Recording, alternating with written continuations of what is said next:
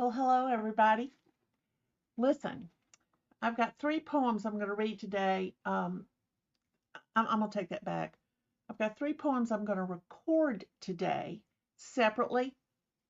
Um, and so they'll be shown at different times. So just, keep your eye open for it. Remember, I've been telling y'all about this book, let me see if we can get to it. The Best Loved Poems of the American People, published by Doubleday, and it is still available. You can purchase it. I believe you can purchase it at Amazon for certain.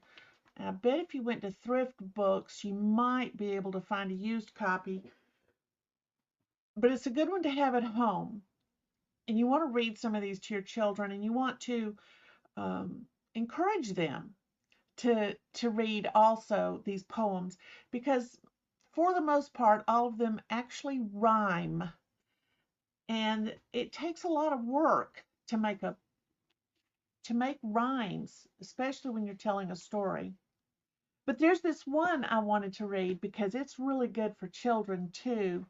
But it also reminds us of uh, what we can do in our own homes. You'll see what I mean when I start it. It's a poem called, simply enough, Home. And it's by a guy by the name of Edgar A. Guest. Now, remember, this book was published in 1939, so we're talking, this poem's probably over 100 years old. Okay, here we go, and I love this poem, mostly because I did not have a house like this. I did not have a home like this growing up, I should say.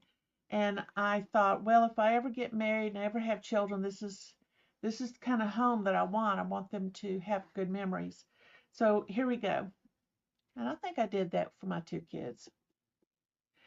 It takes a heap of living in a house to make it home, a heap of sun and shatter, and you sometimes have to roam afore you really appreciate the things you left behind, and hunger for 'em somehow, with 'em always on your mind. It don't make any difference how rich you get to be, how much your chairs and tables cost, how great your luxury. It ain't home to you, though it be the palace of a king, until somehow your soul is sort of wrapped around everything. Home ain't a place that gold can buy or get up in a minute. Afore it's home, there's got to be a heap of living in it. Within the walls, there's got to be some babies born, and then, right there, you've got to bring 'em up to women good and men. And gradually, as time goes on, you find you wouldn't part with anything they ever used. They've grown into your heart. The old high chairs, the playthings too, the little shoes they wore, you hoard, and if you could, you'd keep the thumb marks on the door. You've got to weep to make it home. You've got to sit and sigh and watch beside a loved one's bed and know that death is nigh. And in the stillness of the night to see death's angel come and close the eyes of her that smiled and leave her sweet voice dumb.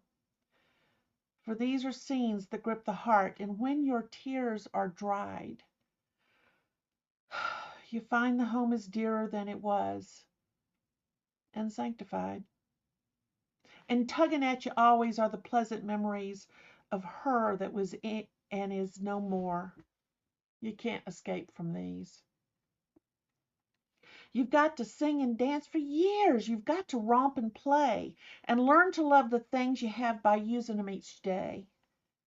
Even the roses around the porch must blossom year by year before they come a part of you, suggesting someone dear who used to love them long ago and trained them just to run the way they do so they get the early morning sun. You've got to love each brick and stone from cellar up to dome, because it takes a heap of living in a house to make it home. Isn't that a wonderful poem? Edgar A. Guest. If you haven't got this book already, and I'm not shilling for Doubleday or this book in the least bit. I'm saying they're not paying me to do this. I'm telling you, I grew up with this book. And I'm glad my mother liked words. She liked words. And so I love them. I definitely love them. This book is, I was in second grade. Gosh, second grade. That's a long time ago. When my mother was given a copy of this book from a neighbor as a gift. So um, that's the poem for today.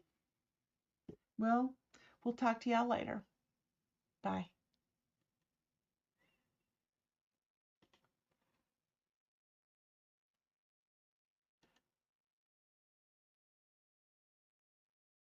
She treats you right.